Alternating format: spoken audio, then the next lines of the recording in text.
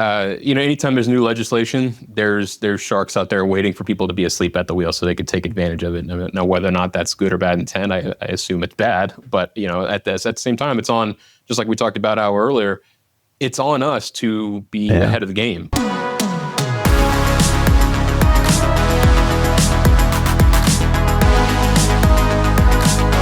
What's up, everyone, and welcome to the Local Marketing Lab, where you get real-world insights from industry pros to help you drive local revenue and local growth.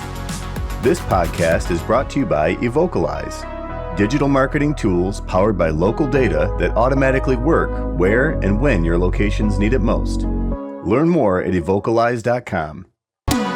Well, what's up, and welcome to the Local Marketing Lab. Joining us in the lab today is a guest with nearly 2 decades of marketing experience in the mortgage space. He's a drummer, he's big into fantasy football, and married his high school sweetheart.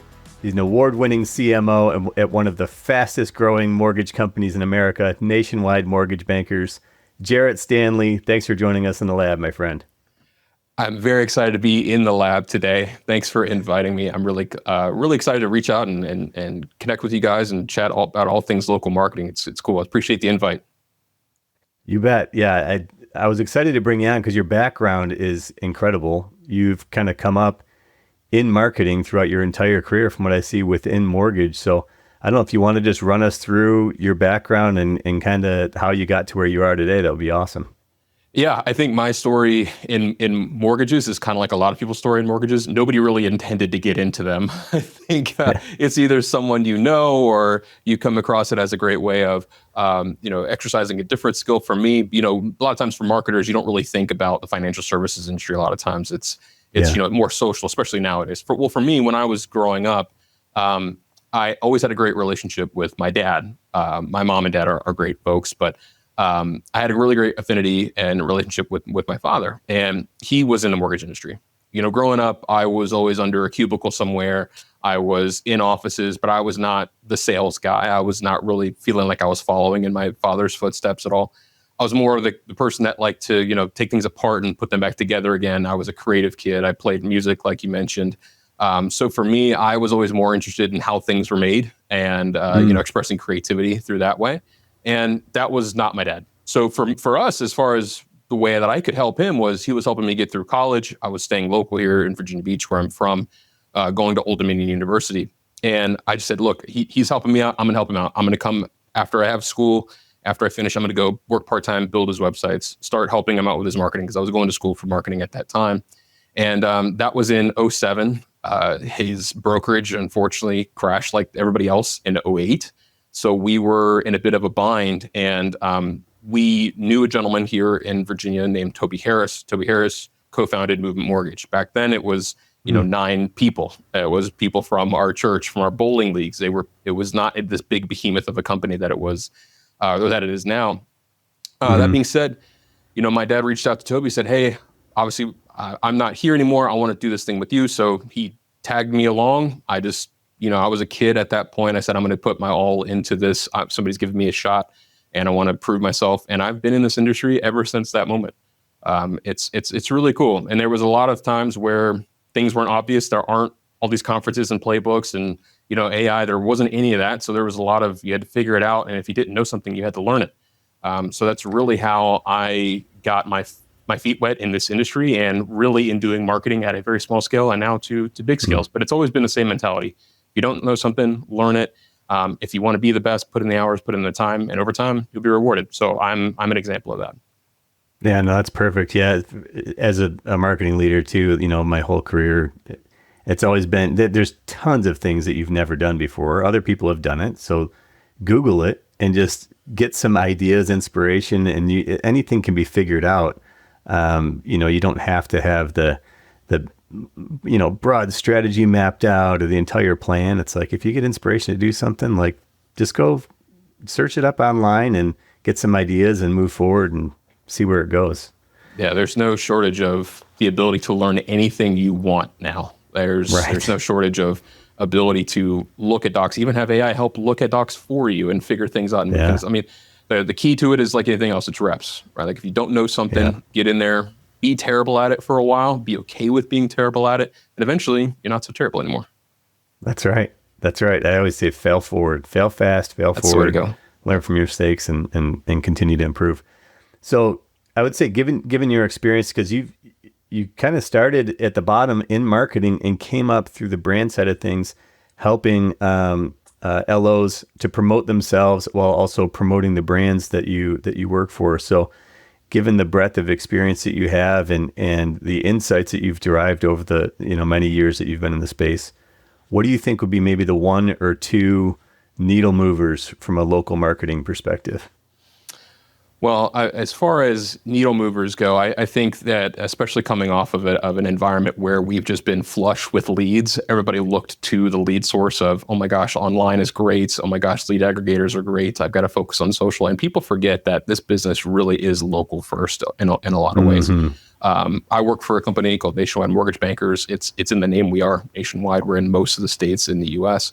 However, the vast majority of our loan officers, the support that we provide them is in establishing themselves in their local market. It's not to take over the state. It's not to take over the region in the United States. It is to win the hearts and minds of consumers as well as referral partners in their local area. So I think mentality plays a big role. There's a lot of folks who are, if you're an extrovert and you're type A in this industry, you do really well because you're organized and you're able to make very good connections with folks and build meaningful relationships over time. So as far as the things that people need to focus on, I think building a very deep connection with a smaller group of people, as far as locally speaking, is a great way to feed yourself for a very long period of time. Loan officers have been able to do that now with a lot of online help, but belly to belly never goes out of style. Going to these open houses, bringing technology along with you to help supplement open houses, going and hosting either CE or regular classes for both consumers and for agents. Providing value that goes beyond the mortgage has always been a great way of getting your foot in the door, because there's way too many people that go out with their hand out of, I need a loan. Can you help me? I've got great rates. Can you help me? All these things that aren't really needle movers at the end of the day. The mortgage is the commodity of our space. Really what we're trying to sell now is not the commodity. It's the experience and the support and the tech behind it that supplement it to help both them and the agent and the builder and the title company and insert other person here. Every link in the chain, we're trying to provide value to help their business, and in turn, ours gets fed at the same time. Yeah, I love that. I mean, within the mortgage space, it's one of those industries that, if you're listening and you're in mortgage, you get it. Like, it's not every day that someone's coming to you wanting a mortgage. So what are some things that you've seen work really well to help nurture folks along and stay top of mind, even while they're not in the process of buying a home, so that when they are, they're ready, they can come to you? That's a great question. Buying a home it's got a very long life cycle. So for when you're buying a house, usually it's 30, 60, 90 days. But the time in between buying a house is actually very long. Most of the time, it's about between 5 to 7 years is about the average time that people buy houses. So if you only have a 30-day campaign in your CRM, you're missing 95% of the time that you should be talking to people. Now, again, in mortgages, we have quite a number of different audiences as far as our messaging goes. I think a lot of folks, like we talked about earlier, a lot of folks tend to focus on the consumer almost, way more than they should. You should, of course, focus on the consumer. But what I'm saying is you sort of neglect the other audiences. A lot of times you want to make sure that you're feeding through your CRM both the consumer. So easy things, get those 14 touches a year in, get those holidays, those birthdays, those loan anniversaries, those market updates, like all the easy stuff. And you're not even right hooking. You're not even selling at that point. You're putting your face, name, logo, and value in front of those people a number of times. And you'd be surprised. You're building that positive connotation in their mind if they have used you or they haven't used you. At that point, you can't really predict 5, 6, 7 years down the line of when they're going to need the mortgage, but you better believe that when they do, your face, name, and logo are going to be called. You're training them in a lot of ways from a marketing perspective to remember that, to remember you. And agents are the same way. I think we deal with agents quite a bit more where we want to provide great service, and we build a great reputation by doing that a number of times in difficult and easy circumstances by becoming reliable. So I guess the best way to answer that is to make sure that staying top of mind is providing value and doing it on purpose in a number of different ways. Yeah, that's a great point. I've had other guests that we've talked pretty extensively on, engaging your sphere locally with content that's valuable to them that may have nothing to do with mortgage. So this could be a newsletter that talks about, up and coming events, or, highlighting other folks within your community, showcasing their stories on social to try to engage their audiences. And in doing so, like, if you engage with lots of folks within your community, you highlight these local hometown heroes, you're able to then gain access to their audiences and everyone they're friends with, and get in front of a much broader audience, casting your net really wide, create additional content to nurture those folks along, and the momentum just continues to build and build and build. Totally. And there's a lot to be said too about when you're doing these things locally, viewing the event as part of the whole, but not the whole story. So what I mean by that is, a lot of times in our industry, we'll do things like, sponsor events, or you'll do things like these CE classes, CE, I mean, continuing education. So like if you're working with an agent, you may be able to provide that value that way. So many conversations that I've had have been centralized around, well, I need to make sure that the event is great.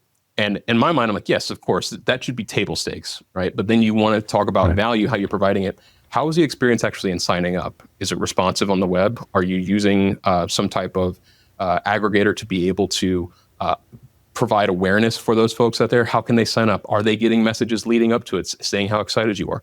Are you collecting data when they come in? Are you incentivizing them to bring more people after they attend? Are you sending that message an hour after saying, thank you for attending, I really appreciate you coming, and your time is valuable, so I appreciate you sharing that with me. And then are you 1, 3, 6, 9, 12 months down the line, are you still giving them relevant content? Again, we tend to think as the thing is the stop and ending point, and really it's just kind of the conversion funnel, or the method that you're getting people in to have more relevant conversations. So by having a bit more of a holistic mindset, you can take something that's local, like an event, sponsorship, you can turn that into a year-long conversation. Yeah. Do you have any specific examples of maybe some tactics or campaigns or something that you've done lately that you found worked really, really well?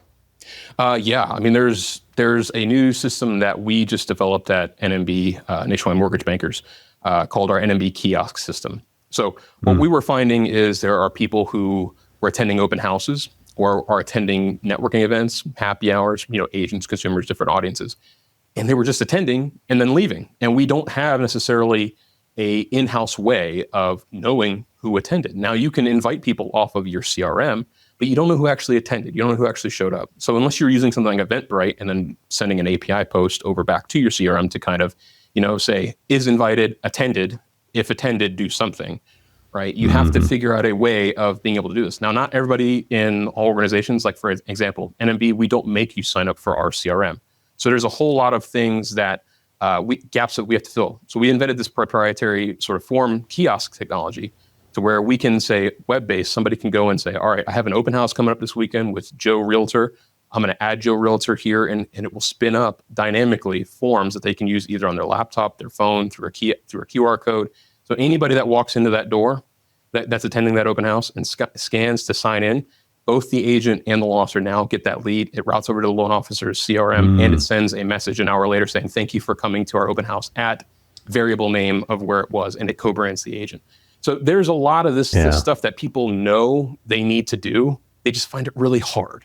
And it is, right? Like nobody wants to spend their Saturday, especially as an agent, of reviewing 30 names on a clipboard of, can I decipher this? Now I got to enter this over in an Excel sheet, and I got to share the Excel sheet over here. Now, who's going to send the email? Are you or am I?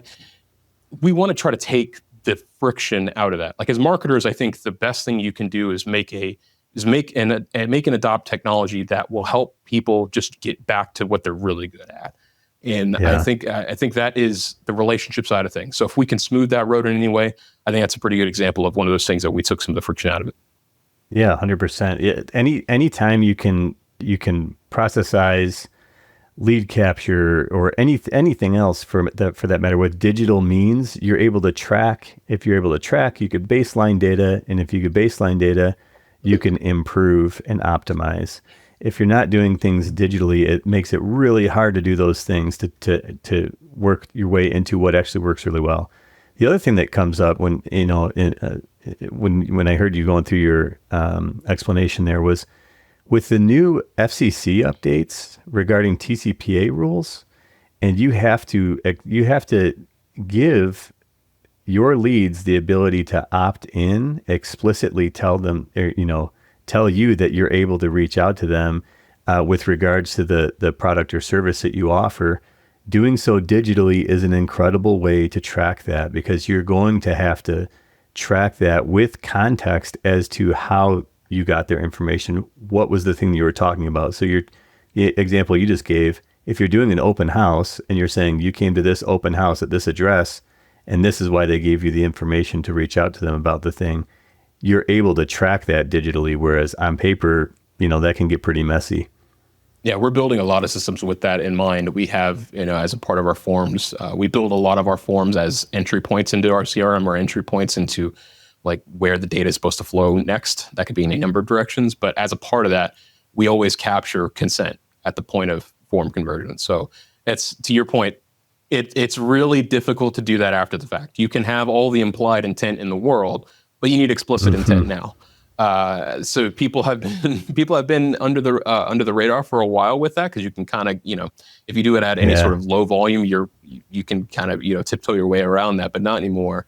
Especially not when there's so many very cheap ways of getting into the game. And like we talked about earlier in the call, like if this stuff sounds confusing, look up what an API is. Like figure out how data goes from one point to the next. They give you plenty of formats to learn how to do these things. And I think as marketers, if we are leveling up into things that even we may be scared to try, if we can get that, we solve a lot of problems just by being bold enough to create solutions and try new things. Yeah, trying new things is key. I mean, there's so many. The speed of innovation right now with all the different tech tools that there are. If you look back a year ago, you wouldn't even consider that, like, how far along AI would be and how much more capable it makes you. It is incredible, these tools, how much more you're able to do by just leveling or leveraging some simple tools out there. I'm stuttering and stammering because it is the end of the day and I am exhausted, had a long week. But I'm with you. I also wanted to get at, with those that we were talking a little bit about FCC. We just recently did a podcast with, we had Troutman and Min LLP on, and it was a webinar that we did with their head partner, Eric Troutman, as well as our CEO, Matt Marks. And Eric was talking quite a bit about, the sharks that are kind of circling right now, and how companies that aren't prepared for this changeover January 27th, I believe it is, of 2025, your funnel has to be cleaned up before then, because basically the leads that you have in your system are going to be null and void. You're not going to be able to communicate to them with these mass automation, outreach tools, like if you're using auto dialers or auto texters or anything like that. 40%. Let me start over.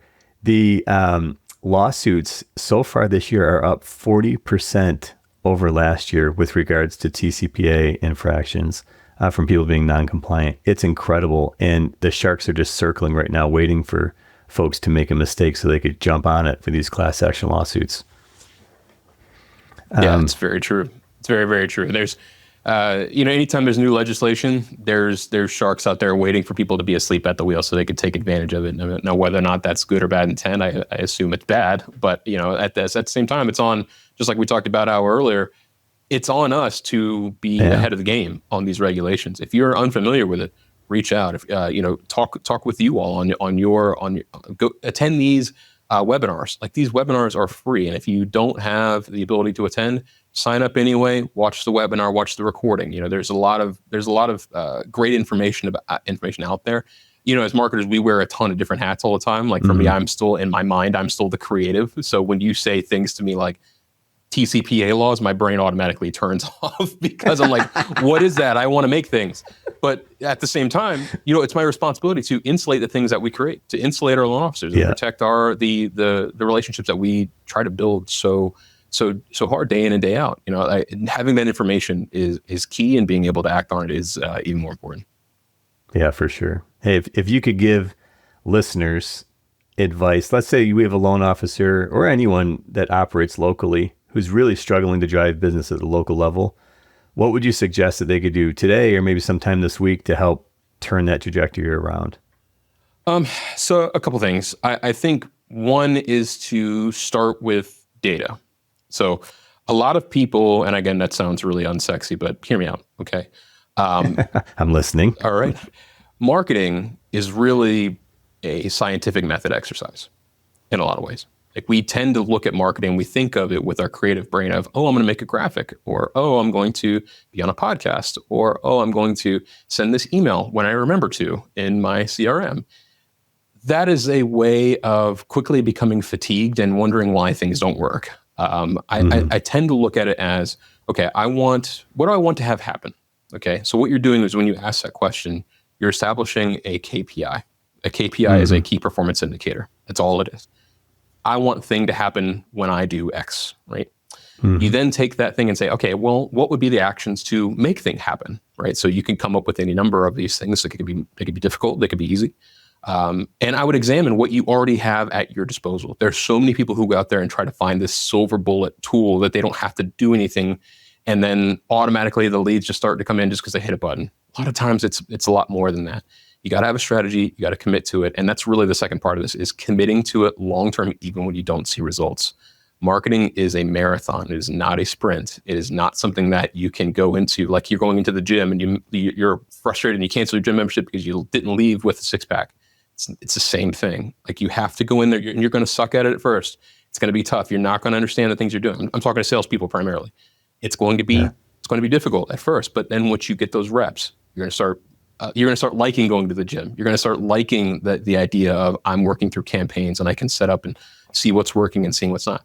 It goes back to that data mentality of I have a hypothesis, I'm going to see it through and I'm going to repeat and iterate. Take that scientific method and you start to take the emotion out of it and you start to put more of the I'm going to see if this works and be very smart around the way that I want to scale my business and operation. I think that's one thing. And lastly, like we mentioned, authenticity is really, really, really important. People have a very high BS meter today. They are marketed to quite literally all day long through every medium you can think of. They're driving in the car, their phone goes off, they get an email, every bit of it. I probably speak for a lot of us. I open up my email when I wake up in the morning. There's 50 emails from companies that are trying to sell me something. I'm very keen around when I'm being marketed to. So how do you combat that? How do you get around, I'm selling it, people don't want a mortgage, why am I even talking about this? We talked about earlier, value, right? You're not going and you're not right hooking all the time. When I say right hooking, I'm alluding to Gary Vaynerchuk's jab, jab, jab, right hook. Jabbing is the equivalent of providing value. Right hooking is making the ask. A lot of times you want to have like a 10-to-1 on the value to ask ratio, because by the time you provide so much value and authenticity and people know you and trust you, making the ask is easy because who else would they go with? Yeah, that when you're providing value, you're building relationships. If you think about like any relationship that you ever get in, even on a personal level, you don't just meet someone and say, hey, let's get married. It's like, you go through a dating process and you get to know each other a little bit more and more. Same thing from a marketing standpoint. Like if you do it really well, you can build those relationships, build trust on a personal level, and then introduce the conversation around business. Yes, it's a longer play, but it's going to get you much higher conversion rates, the different stages of the funnel, if you're able to build trust and rapport up front than if you just try to go sell somebody cold. I mean, there's always going to be people who, especially in our industry and other industries like it, where the market is somewhat dictating the level of demand, right? So in 2020, you could be, somebody who just learned what the word mortgage was and be making six figures in the industry, because quite literally, it wasn't even about you. It was the fact that there were 2% rates, like rates lower than anybody had seen in generations. So it was not hard to be a loan officer at this point.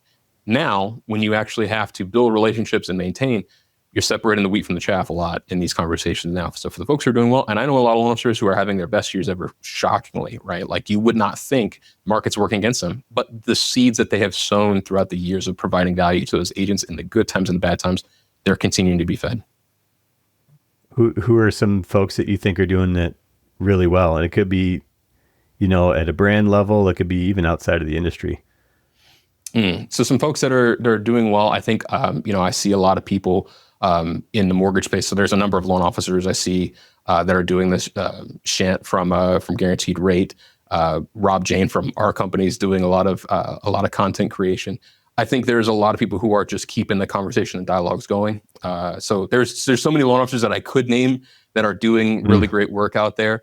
But I also do want to say too that I think mediums like this, like the one that we're talking on, where we're connecting with each other as partners, I think that's a very valuable medium too, because now we're sharing the like-mindedness of how we think, and our products, if they jive, we've developed a relationship too. So I guess all to say, when you are considering what's working or not, I think people who are continuing to show up, vendors who are continuing to put out meaningful content, not just for preaching, but for real connection, like we're talking about now, providing value to our viewers. Hopefully, hey, viewers out there, hopefully you are getting some value out of this. If we're providing value to you, you've probably created a very positive connotation to the both of us, right? So if at some point you need our services, you're more likely to trust us. So all that being said, there's a million different examples, a lot of great loan officers who are doing amazing things.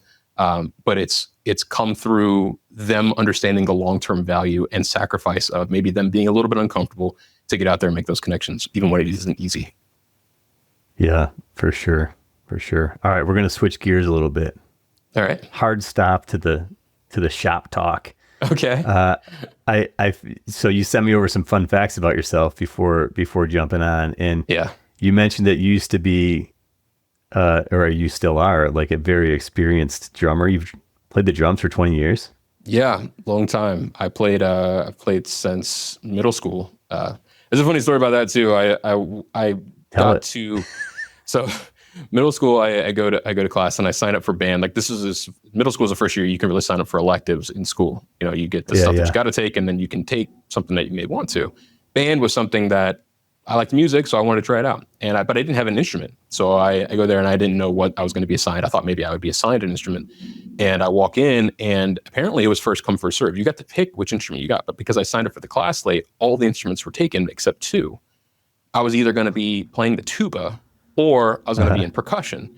And I wasn't playing the tuba, mainly because I was riding the bus and I saw these poor sixth graders trying to carry this case that's bigger than them and try to kids literally falling off the bus trying to carry a tuba. I was like, I'm not going to be that guy. I'm going to grab some drumsticks and see how this goes.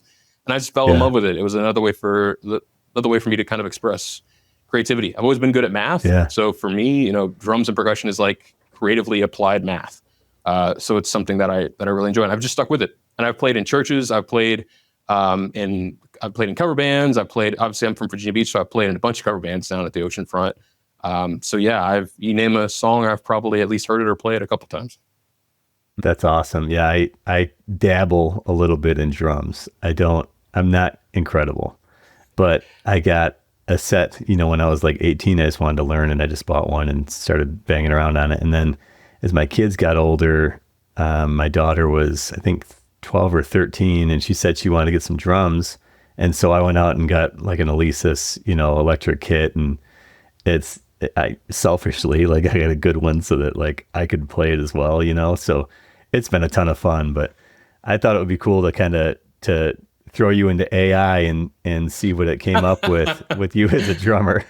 There we go. Not too far off, actually. So that's pretty good. Good job, AI. They even got me right-handed. They know I only like one rack tom. Yeah, I mean, hey, AI did its thing.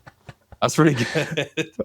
That's awesome. Yeah, it's fun, man. That's the best part about doing a podcast, is being able to, generate folks' images with AI. There's been some really cool ones. So that's awesome. Anyways. Yeah. So before I let you go, why don't you tell folks that are listening how they can follow your brand?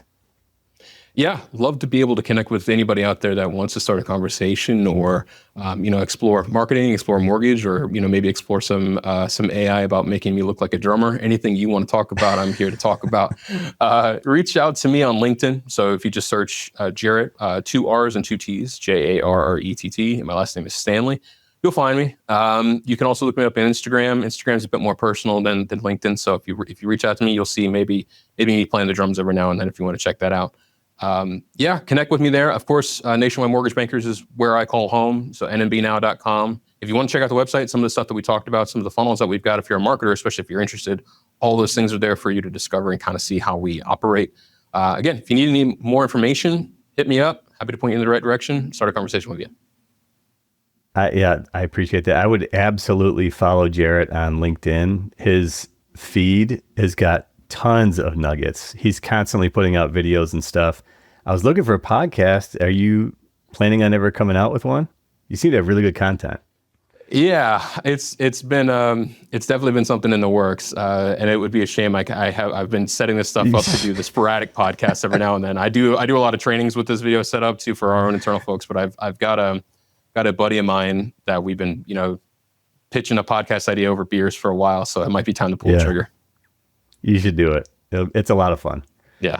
So go ahead, check out Jarrett Stanley on LinkedIn, Instagram, Facebook, wherever you're on social, as well as Nationwide Mortgage Bankers. If you have any mortgage needs, go check them out as well. Jarrett, it was a ton of fun having you in the lab. I appreciate you taking the time to join us today. Yeah, my pleasure, guys. Thanks for having me. As always, thanks for joining us in the Local Marketing Lab. This podcast is brought to you by Evocalize. To learn how Evocalize can help you grow your business, visit evocalize.com. If you learned something new from today's episode, don't forget to subscribe on your favorite podcast platform and follow us on LinkedIn and Facebook at Evocalize. That's EVOCALIZE. And on X at Evocalize Inc. And remember, keep innovating and trying new things. You never know what's going to connect with your audience until you try. And until next time, thanks for listening.